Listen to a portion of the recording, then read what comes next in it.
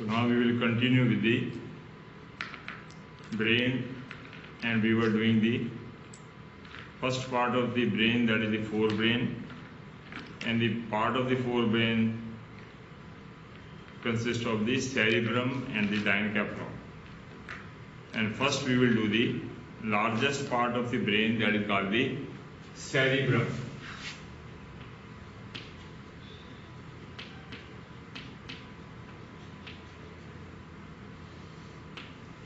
So as every part of the brain is made up of the grey matter and the white matter, so cerebrum is also made up of the grey matter and white matter.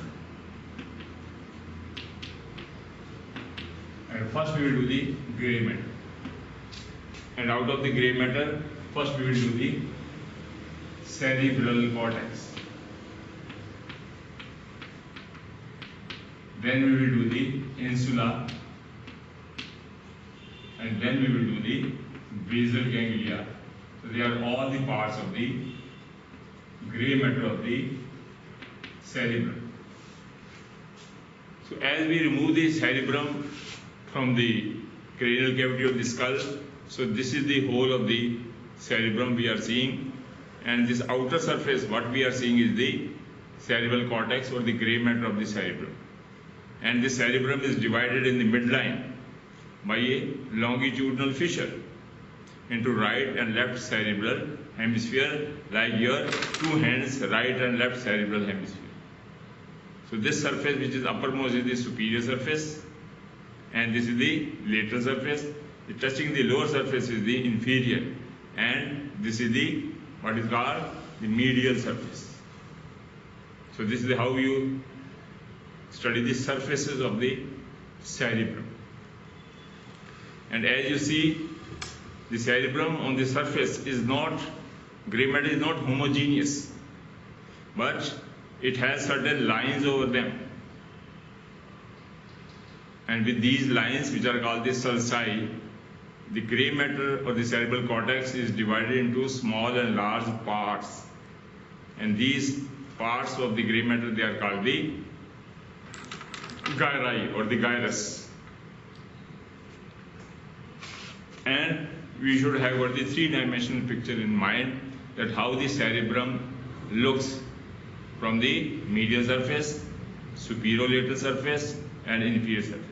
As superior surface slopes and continues to the lateral, so we combinedly call it as the superior-lateral surface. And whichever surface is touching the down is the inferior surface. And when we cut the cerebral hemisphere in the median longitudinal fissure, which is joined by the corpus callosum, when we cut it, we got the medial surface is now seen. So this is the specimen of the same left cerebral hemisphere, which is cut with the corpus callosum, and we can see the medial surface after cutting and separating the two cerebral hemisphere. We see the medial surface. Now, how to draw these three diagrams? So first is the superior-lateral surface.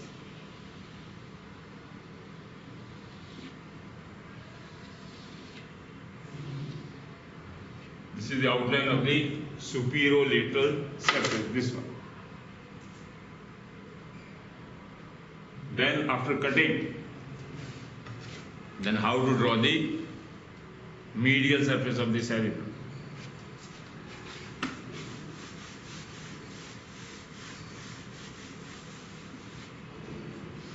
And last one will be the lower one, that is called the inferior surface. How to draw the inferior surface? First, make a big kidney, large kidney. It is easy to draw. Then put the suprarenal gland over it. Now what we have made? The inferior surface of the, or inferior view of the cerebrum. Inferior. This is superior-lateral.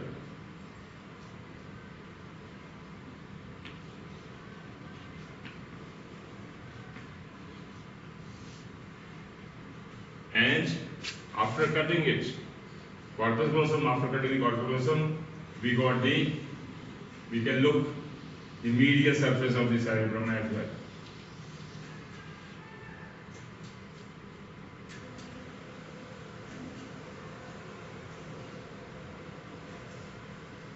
This is the medial view of the medial surface. How to draw the outlines should be very clear. And the same we have to draw. Now the surface of the, what we are seeing is the grey matter of the cerebrum, and it is not homogeneous. It is divided by lines which are called the sulci or sulcus, which divide the grey matter into small parts. They are called the gyrus.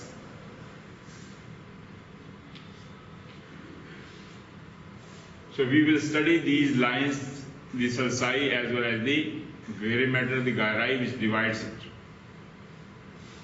So one constant sulcus is present,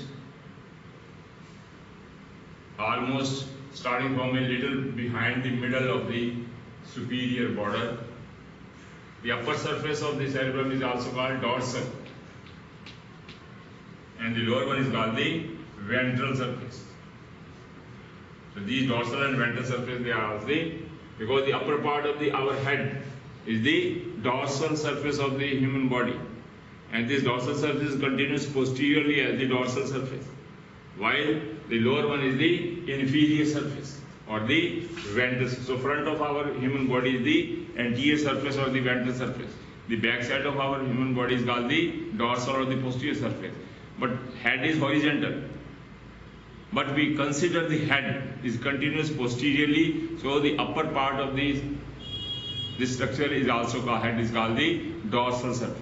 And whatever organs they are lying inside, so we use the same vocabulary for them. As this surface of the upper part of the cerebrum, which is touching the convex part of the skull, is called the dorsal surface of the brain or the cerebrum. And the inferior surface, which is touching below, is the inferior or the ventral surface.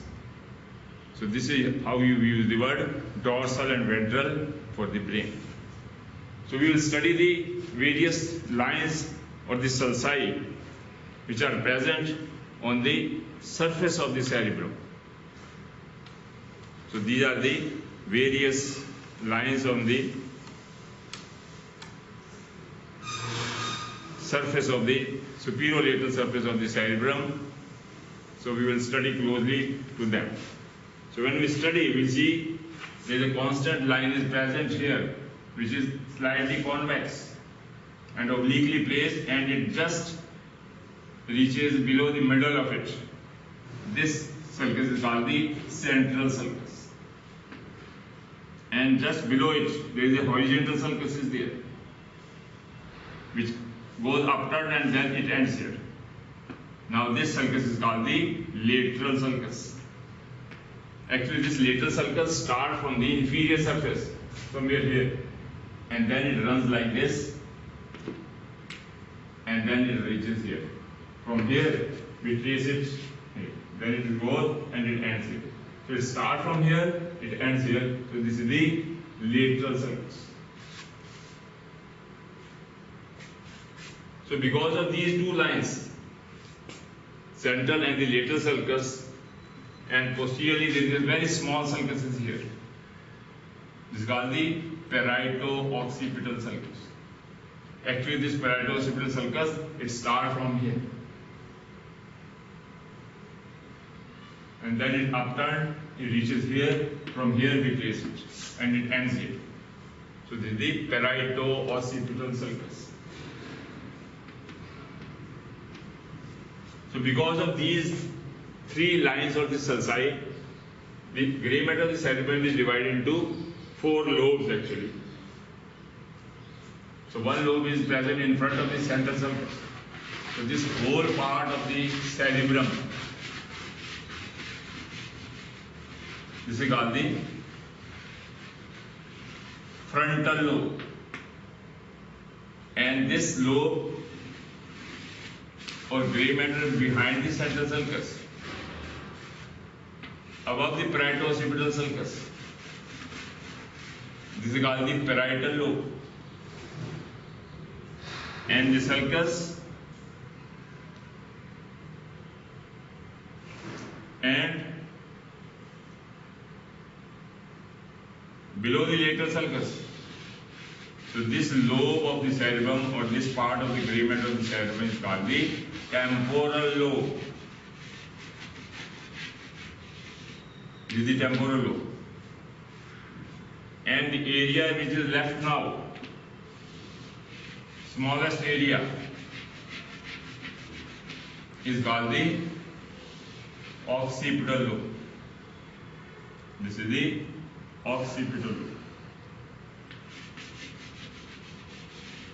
So in this way, we got the 4 lobes of the cerebrum: the frontal, the parietal, occipital, and temporal lobes.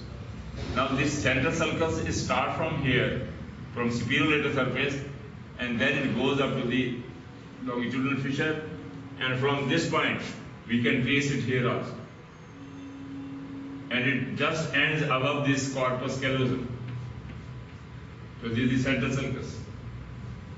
So it doesn't end here. So it comes on the medial surface as well, and it ends here. So again, this front wall, anterior to the central sulcus, this whole lobe is the frontal lobe. So I am touching the medial surface of the frontal lobe. This is the medial surface of the frontal lobe. This is the superior lateral surface of the frontal lobe. Same, this is the inferior surface of the frontal lobe. Because this is the inferior view, so this is the inferior surface of the frontal lobe. And this anterior end of this frontal lobe, the anterior one, this one, is called the frontal pole. And this posterior end of the occipital lobe is called the occipital pole.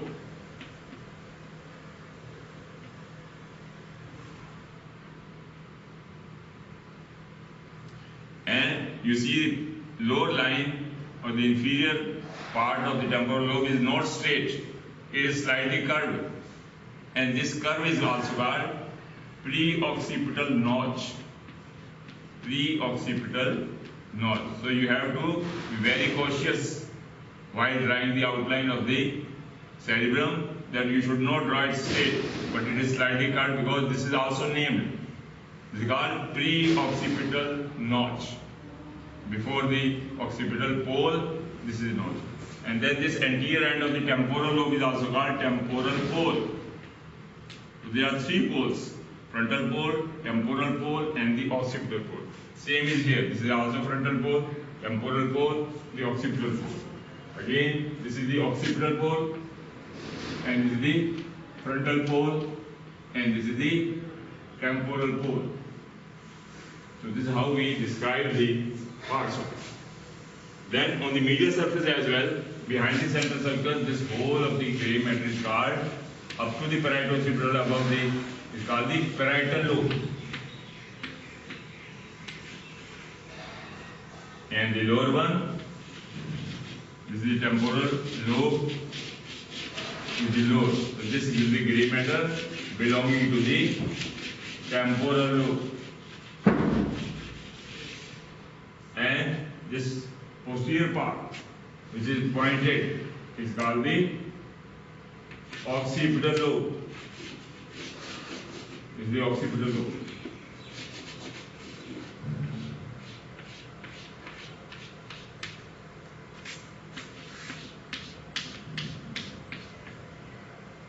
And here also, the posterior part is called the occipital pole. And the whole of this is the temporal pole, so this is the temporal lobe. So I am touching the inferior surface of the temporal lobe, and this is the inferior surface of occipital lobe. So 4 lobes, 3 poles. This is how we divide the cerebrum into 4 lobes. And later on we will study that all these 4 lobes have got different function to perform, or they control the different parts of the human body. So brain is divided into forebrain, midbrain, hindbrain, and every part of the brain has got the different role to play on the human body. That is what we are studying systematically, one by one, that how this gray matter situated in our brain, how it controls the whole of the body. So that is we have to study in the depth. So in this way we see these four lobes are created. Now we will focus on to the one by one the lobes. First we will focus the sulci and gyri on the frontal lobe. When we closely see the frontal lobe, this is the frontal lobe, this is the frontal pole, this is the temporal pole, this is the occipital pole. So this is the superior lateral surface we are viewing. So one we have to study the frontal lobe.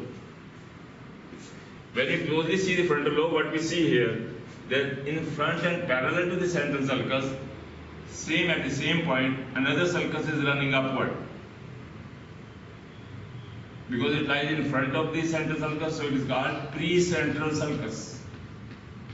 And it doesn't end here. Similar way, in the frontal lobe, it also continues on the medial surface as well, and it ends where the central sulcus ends. At the same level they end.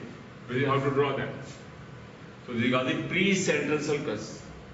Then this rest of the whole of the frontal lobe, gray matter, is further divided into two lines. Two horizontal lines, one upper one and one lower one.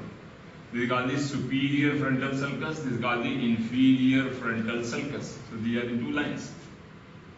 And in the lower part also, they are present a horizontal sulcus. And then a ascending sulcus is there. So these are the main sulci of the frontal lobe. And on the inferior surface of the frontal lobe, there are also present a sulcus which is medial, near the medial border. This is called the olfactory sulcus. Because the first cranial nerve lies over here, so it is called the olfactory sulcus.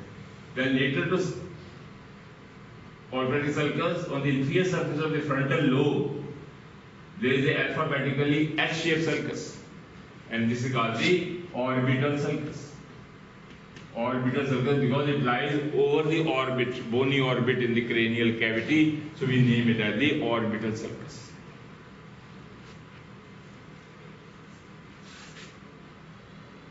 So here also we can show the olfactory sulcus here. Now because of these lines of the sulci, the gray matter of the frontal lobe is divided into small parts that are called the gyri. The names of these gyri they have to remember. For example, this gyrus between the precentral sulcus and the central sulcus, this is called the precentral gyrus. Precentral gyrus. And then this gyrus of the frontal lobe, because of the two horizontal superior and inferior frontal sulci, there are three gyri. The upper one is called the superior frontal gyrus. This is called the middle frontal gyrus. And this lower one is called inferior frontal gyrus. And this inferior frontal gyrus is further divided by the two lines, two small sulci. One is horizontal, other is vertical. This is called the ascending sulcus. This is called ascending sulcus. And this is called the horizontal sulcus. So these two small sulci, they divide the inferior frontal gyrus into small gyri further. One gyrus is here, below. This gyrus is called pars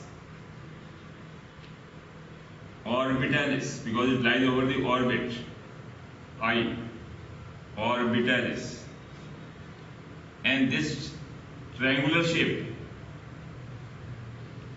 gyrus or gray matter in between the ascending and the horizontal sulcus. So this triangular area is also named as pars triangularis. Pars triangularis. And this small part which is left lies behind or posterior to the ascending sulcus. So this gyrus, this part of the inferior frontal gyrus is called the pars opercularis. Operculum means lid, opercularis. So these are the small three gyri created by the one ascending sulcus and one horizontal sulcus. So this is how we see the, and then certain unnamed gyri, sulci and gyri, they are already present. They are also present, but they are unnamed. The main are there. Smaller and larger they may be there. And these gyri, these are sulci, they are not definite. They may be irregular. They may be incomplete. They may be interrupted. But their site is very important in studying the various gyri. Then we focus our view on the parietal lobe. When you closely see the parietal lobe, what we see here, the parietal lobe is also having divided. Again, a sulcus starts from the same level of the central sulcus, below upward, it reaches here, and it also continued into the medial surface, like the precentral and the central sulcus. So as it lies behind the central sulcus, so we will name it as the post-central sulcus. Then the rest of the grey matter of the parietal lobe is divided by a horizontal sulcus. This is called the intraparietal sulcus into superior parietal lobule and inferior parietal lobule. And this is the post-central gyrus. Between the central sulcus and post-central sulcus, there is a, this strip of the grey matter is called the post-central gyrus, which is also continued on the medial surface as well. And it ends with the sulci. Similarly, as the precentral gyrus also ends anterior. So this is also precentral gyrus and the post-central gyrus. So they are strip of the grey matter obliquely present and running over the superior lateral as well as the medial surface. Then a gyrus is also present just above the upturned end of the lateral sulcus. So this gyrus above here forms the angle or arc like is called the angular gyrus. It's called the angular gyrus. So these are the sulci and gyri of the parietal lobe. Similarly, on the medial surface, the parietal lobe is also having another sulcus starting just behind the post-central sulcus from the superior border, and it runs anteriorly from parietal lobe. It runs above and parallel to the corpus callosum, goes into the frontal lobe, and it ends turned downward, and it ends just in front of the rostrum of the corpus callosum. So this sulcus starting from the parietal lobe and going into the frontal lobe on the medial surface of the cerebrum is called cingulate sulcus. Cingulate sulcus. So that is the parietal lobe and frontal lobe, both common sulcus is there. Then we focus our view on the temporal lobe. When we see the temporal lobe, we see here also lies the two horizontal parallel running sulci. What is called the superior temporal sulcus with the inferior temporal sulcus. And the grey matter of the temporal lobe is divided into three gyri: superior temporal gyrus, middle temporal gyrus, and this lower one is the inferior temporal gyrus. Three gyri you see in the temporal lobe: superior, middle, and inferior temporal gyrus. And on the medial surface of the temporal lobe, this one, and another gyrus is present, which is a horizontal one, and it is continued from the parieto-occipital sulcus, and it runs towards the temporal pole. This is called the collateral sulcus. Collateral sulcus. So these are the sulci present on the temporal lobe. Now we focus our view on the smallest lobe of the cerebrum, the occipital. So this occipital lobe is also having the sulcus, which is single, and it is moon shaped, half moon shaped sulcus, and because of moon shape is called the lunate sulcus. Lunate means moon appearing. So this is the lunate sulcus, single and small. And on the medial surface of the occipital lobe, from the occipital pole, a deep sulcus starts, which runs anteriorly above and anteriorly and meet with the parietal occipital. And after meeting, both parietal occipital and the sulcus is called calcarine sulcus. Calcarine sulcus. Starting from occipital pole, meeting with the parietal occipital sulcus, and both run as a collateral sulcus on the inferior surface of temporal lobe. And because of these two sulci, a triangular area is formed in the occipital lobe medial surface. This gyrus is called cuneus. Cuneus. And above this, parietal occipital and the cingulate sulcus. So this gyrus is labeled as the precuneus. Precuneus. Then below the calcarine sulcus and the occipital notch. So this is a tongue-shaped gyrus. Because of the tongue shape, it is called the lingula. Lingula gyrus. Lingular gyrus.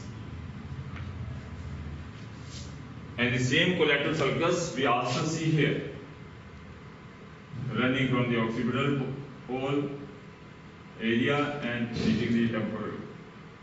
Sometimes an interrupted pole also present, which runs from the occipital pole to the temporal pole. This is called the temporo-occipital sulcus. Sometimes it may be present. Otherwise, this is the collateral sulcus. And just on the medial aspect of the temporal pole, medially, here is a small sulcus is present,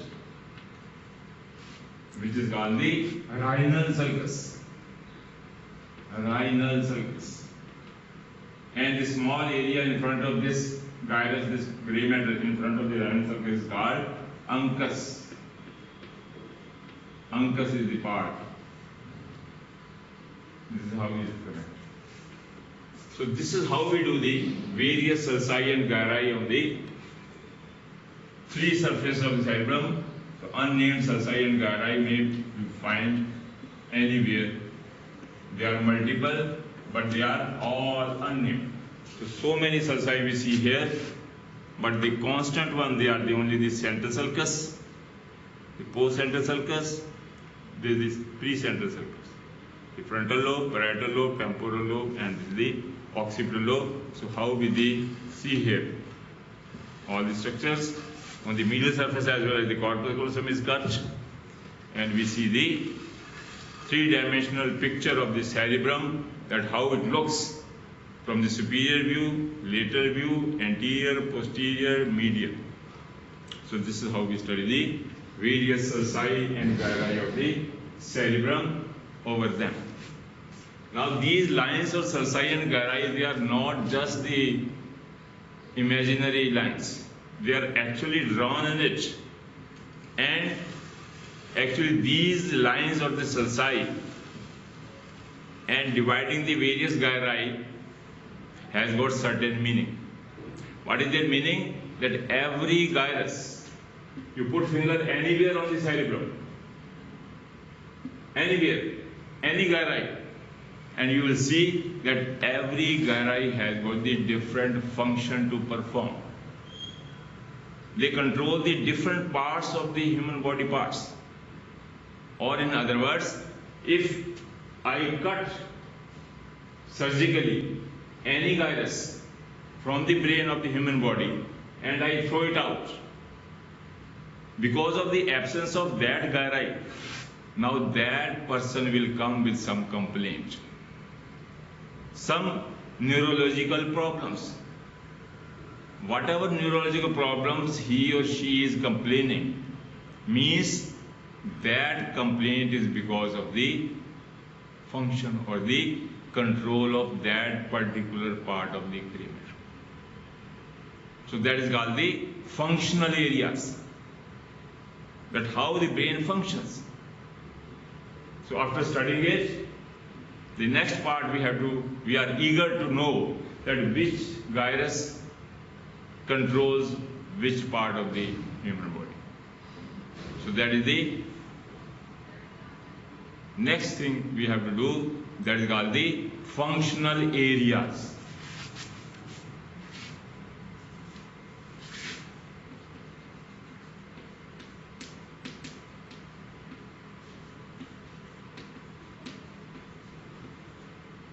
There are the functional areas of the cerebrum. Functional areas means how these gyri has got some role to play to control the human body parts. So that functional areas we will study one by one. First we will do the functional areas of the frontal lobe, for example. Frontal lobe functional areas. We have to know what is the role of the frontal lobe to control the human body. So when we study here, one by one, so first of all, we will study the part of the frontal lobe, gyrus. First is the, for example, precentral gyrus. Precentral gyrus. So this strip of the grey matter, starting just above the lateral sulcus, going upward, and it is ending here. So this strip of the grey matter, starting from here and ending there, is called the precentral gyrus. And due to extensive study, what we have found, that this function of this is the motor. Or this is also called the motor area of the brain or the cerebrum. So this strip of the grey matter, the precentral gyrus, is called the motor area. Again, motor means M for M. Means the axons starting from the grey matter here will descend downward, and ultimately they will end into some muscles of the body. That's why it's called M for M, means motor area, means it will control certain muscles. And which muscle? Skeletal muscles of the body. So that is the meaning of motor cortex or motor area of the cerebrum or the grey matter. That is the meaning. And this has been proved experimentally. We take the experimental body of the chimpanzees or the monkey, we anesthetize them, put them on the operation table, we remove the skull, we expose the brain, and I put some electrodes over the motor area. What if I touch here? What I see, that some part of the body of the human, or that is the experimental animal, is some muscle of the is moving. Otherwise he is anesthetized, his body is still not moving. But when I touch the brain of that animal somewhere in the precentral gyrus, what I see, what is the response to the body? That some part is moving. And opposite part, if I touch the left side, then what we see? That right side of the some muscles of the body, they are moving. It means this area has got some connection to the muscles of that particular part, or it controls it. This has been proved experimentally, because the brain of the chimpanzee or monkeys is 99% like the humans. So these are the experimental proved areas. That's why we label them as the, functionally it is called, this is called the motor area or the motor cortex. And there was a scientist whose name was Brodmann. So Brodmann says that don't say the precentral gyrus. He labeled certain code words. So he has labeled this precentral gyrus as he has given the number 4. So this whole of the strip of the gray matter, that is the motor area of the precentral gyrus. Motor means movement. And what is the movement? Muscles. When the muscle moves, our body joints moves. So that is the meaning of M4M. Motor area means M4M. The axon starting from here will end into some muscles of the opposite side of the body. That's why the right and left cerebral hemisphere, they control the opposite side of the body, because the fibers below they will cross. We will study later on. And if you are a right-handed person, then your left cerebral hemisphere is dominant. And if you are left-handers, then your right cerebral hemisphere is called dominant hemisphere in that particular part. So that is called the power of dominance. The right and left-handed, they have got the hemisphere, that is the dominant part of the hemisphere. Now, this is the precentral gyrus. Now, there are muscles from head to toe of our body. So, whole of the head of the muscles of the body from right to left side, from upper to the lower part, from head to the toe, are controlled from this area, the motor area. And we look into it. What we see, that the gray matter, the cells here, they are the largest in size.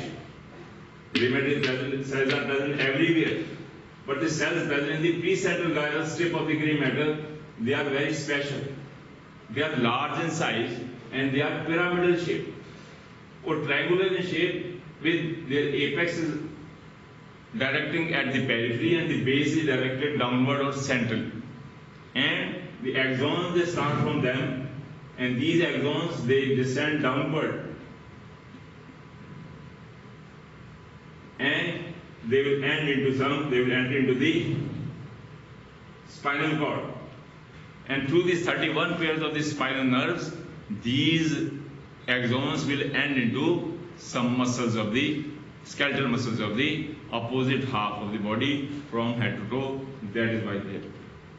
But the body representation, the muscles represented here, they are upside down.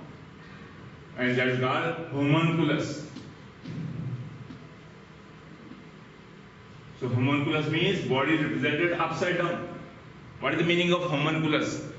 Means the muscles of the face, they are controlled from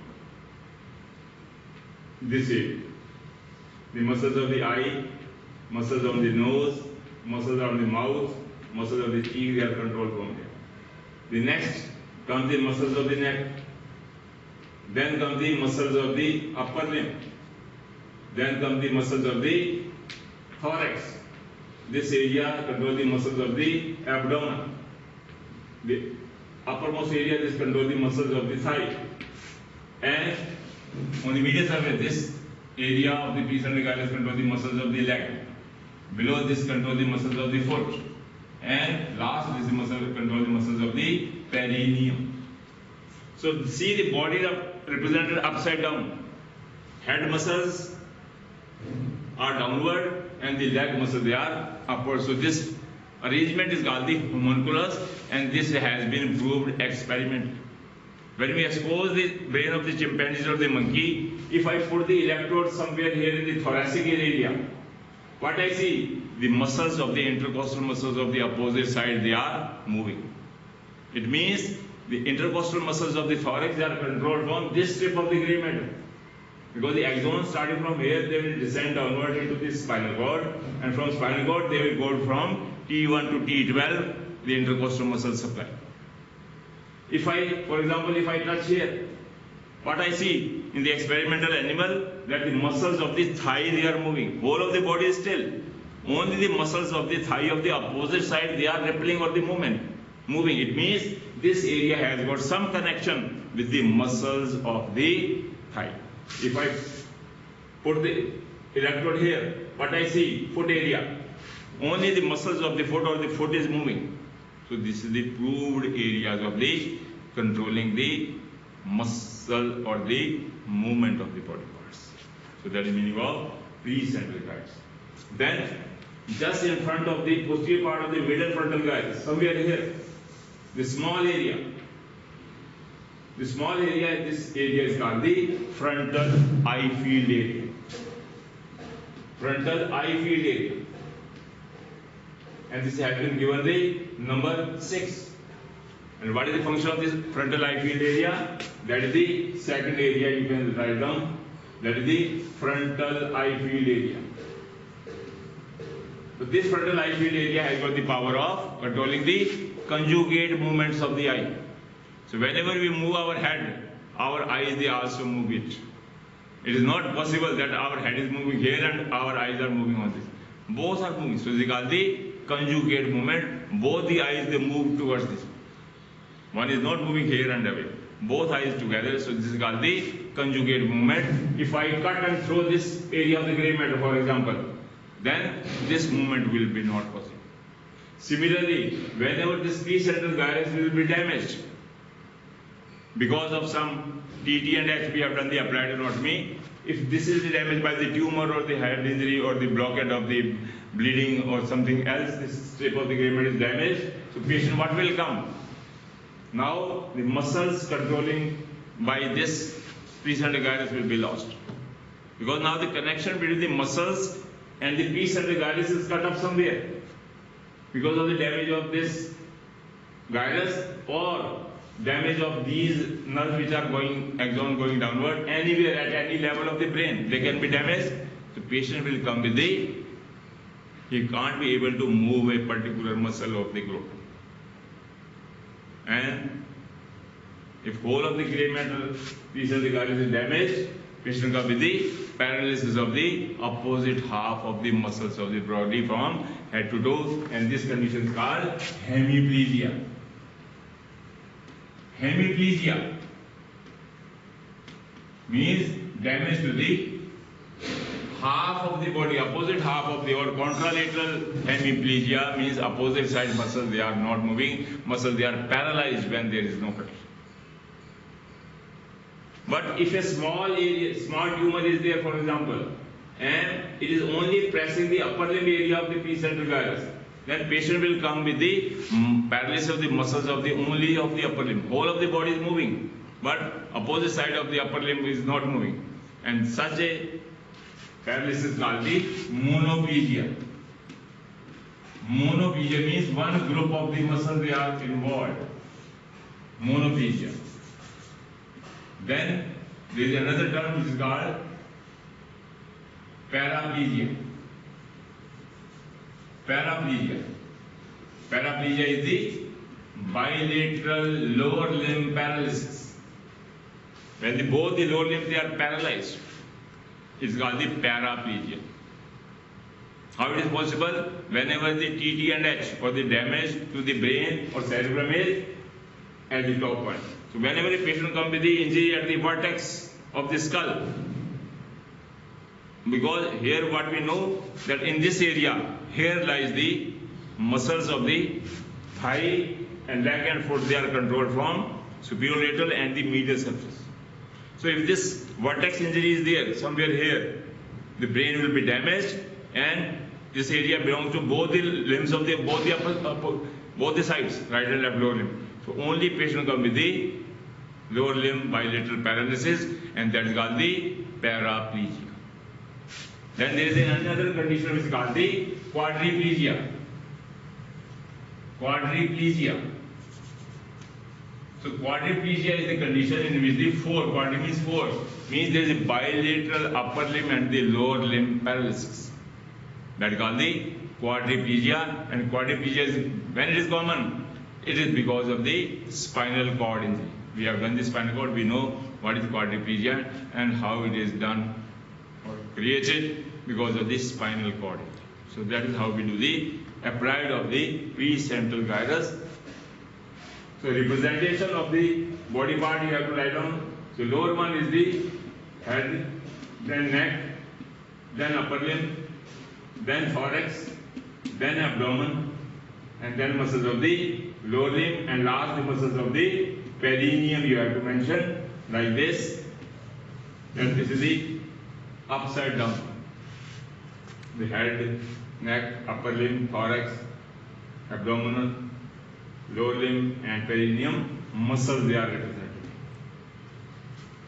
Then the rest of this area of the frontal lobe, other than the precentral gyrus and the motor field area, this whole area of the cerebrum is called the prefrontal cortex. Prefrontal cortex. Prefrontal cortex, and the function of this is very interesting to note. So it lies somewhere in the front. So this front part of this frontal lobe, gyrus or the gray matter, what is the function? So when we do study the experimental animals and in the CT scan problems after the head injury patients are coming, what we see here, that this area, the front one, and what is the function here? This is the function of, you have to remember, Prem-G. Prem-G. P stand for, it controls the personality of a person. R for reasoning. E for emotional behavior. M for memory. J for judgment or decision making capability. I for intelligence. So this area of the cerebrum controls the personality, reasoning, emotional behavior, memory, judgment, and intelligence. So whenever this area will be damaged, patient come with the loss of all these functions. Loss of memory. Ask the patient in the evening that what breakfast you have taken in the morning. He say, I don't know. It means this area, the prefrontal or premotor area has been damaged. So this is how we study. Then the lower part of this frontal, inferior frontal gyrus, which is divided into pars triangularis, opercularis. So this area is also called, the functional area is called after prefrontal cortex.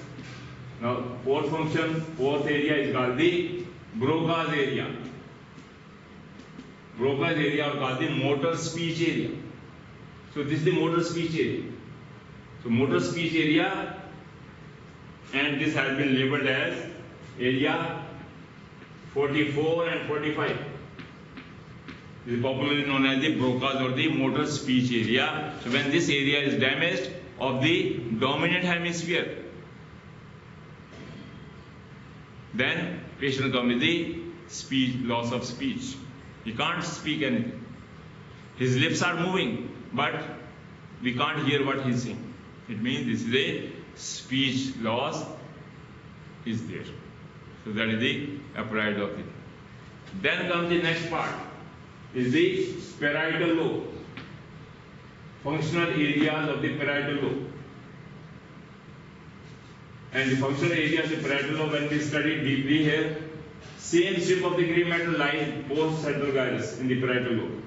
And what is their function? Opposite to the motor, it is having the sensory function, S for S. It is called the sensory area or the sensory cortex of the cerebrum.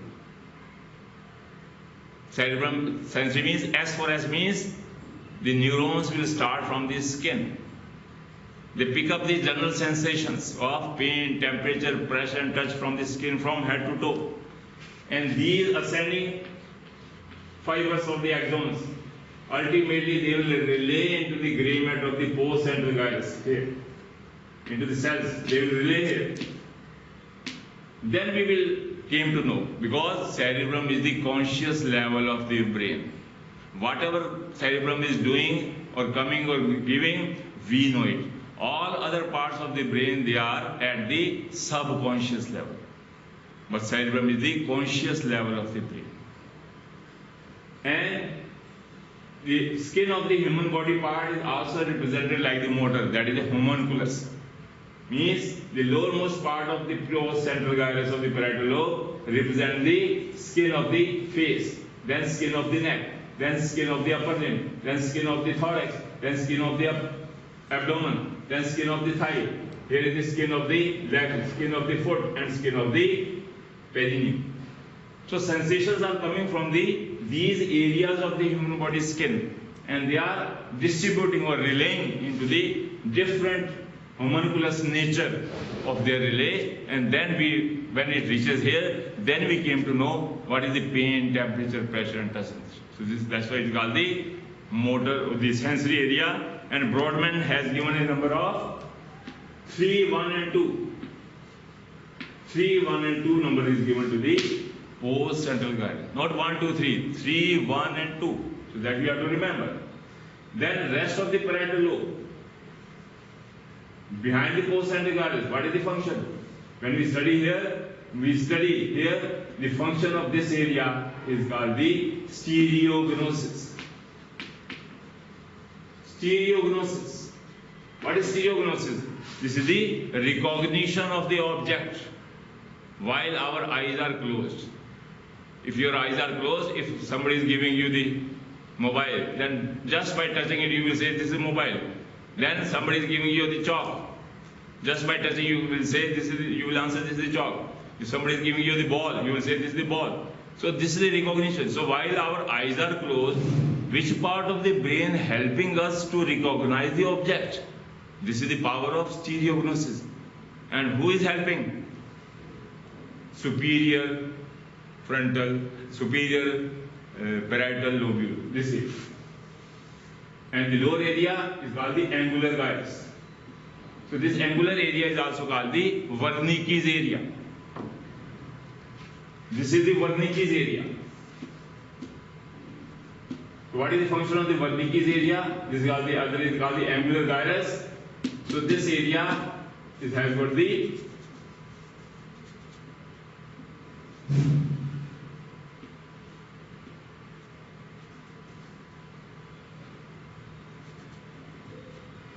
so this is the sulcus over the upfront portion here.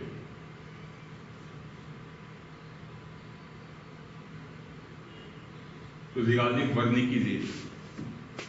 And Wernicke's area is the sensory speech area. This is the motor speech area, pars triangularis and opercularis. So this is called the sensory speech area. What is meaning of sensory speech area? So this area will help in recognition of the lips of the movement. So just by seeing the lips movement, a patient can judge, a person can judge what a person is speaking. So that is called the Wernicke's area. Then a very favorite area of everybody, just here. It lies over the starting of the post-central gyrus in the parietal lobe. This area is called the taste area. This is the taste area. And this has been given a Brodmann's number 41. So that is the taste area. So these areas are the functional areas scattered in the parietal lobe. Then we switch on to the temporal lobe. So temporal lobe is very big, but functionally on the upper middle part of the superior temporal gyrus, this part is having the function of hearing. So this is also called the auditory area. So this is the special senses area, the audition or the auditory, and this has been given a Brodmann's number 42 and 43.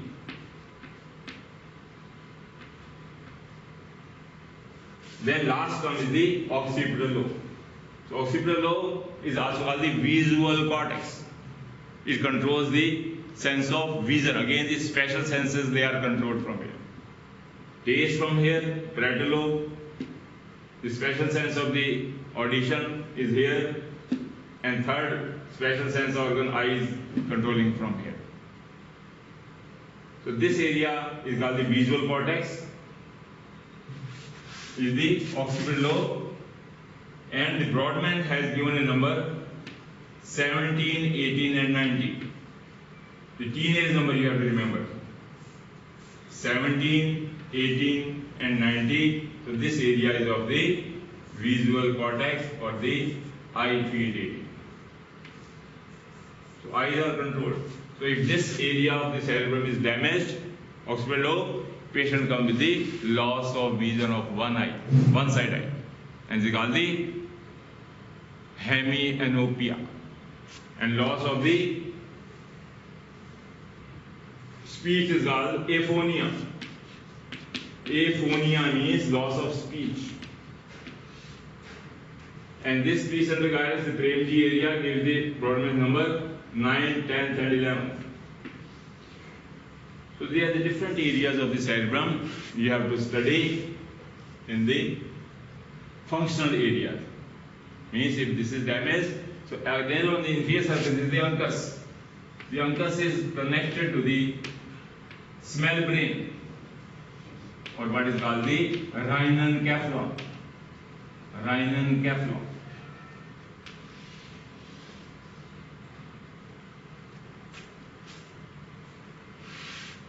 Then the next part we have to do after the functional areas of the cerebrum.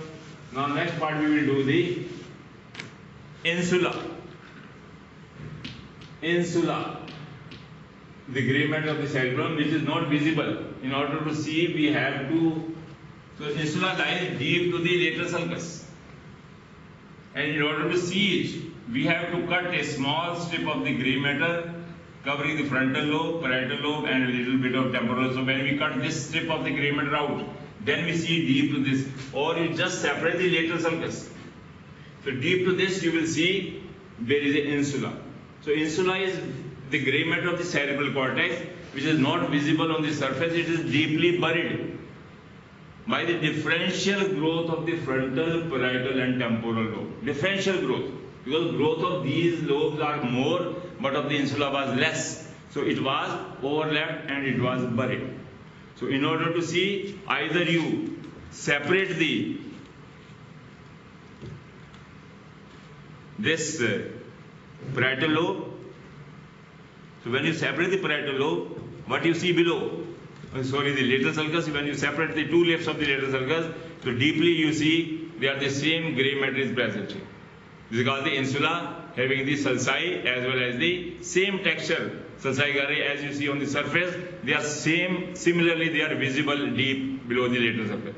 So this is called the insula. So in order to see the insula, we have to remove this much part of the lower part of the frontal lobe. This one. And then behind the central sulcus, we have to remove this small part of the gray matter of the parietal lobe. This is called the parietal operculum. Then we have to remove a little bit of the gray matter below the lateral sulcus.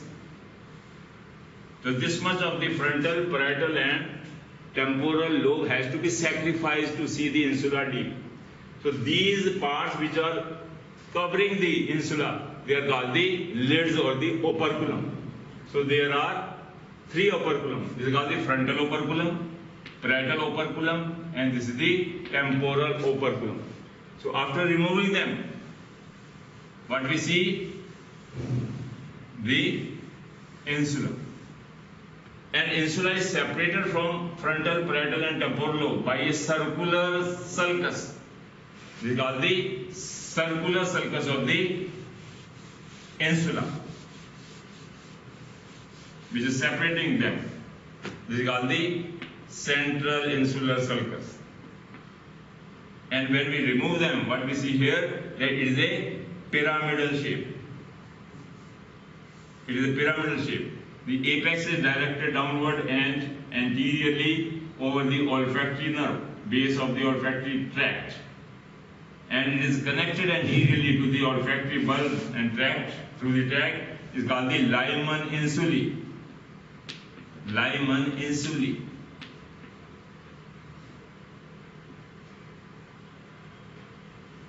And when we see deeply into the insula, what we see that it is further divided by obliquely running the central sulcus. This is called the central insular sulcus into anterior insula and posterior insular cortex. And we closely see the anterior part. What we see that anterior insular cortex is divided into multiple small sulci and gyri. Multiple. While the posterior insula is having the long gyri and the long sulci, so because of this arrangement, the anterior, which is a smaller one, they are called the gyri brevia, and the posterior one is called the gyri longia. So this is how we see the various sulci and gyri of the small triangular pyramidal shape insular cortex. Insular cortex. And when we see closely, this insular cortex is supplied by the deep branches of the middle cerebral artery. And when we remove this insula, deep to this lies the external capsule. External capsule. And then more deeper to them lies the claustrum. Claustrum also lies deep to it. So this is what is the insula. Now come the function. As we are doing any part of the cerebrum gray matter, we know the function of that area. Similarly, insula is also having the function. So the function of the anterior insula is the smell and taste, because it lies near the taste area and smell, the olfactory. So anterior insula has got the function of the smell and taste. Then what is the function of the posterior insular cortex? So when we study experimentally, what we see that this is concerned with the language. The learning process, how many language a person can learn, is dependent upon the posterior insula or the posterior insular cortex. So this is how we do today the sulci gyri and their functions or the function areas. Thank you.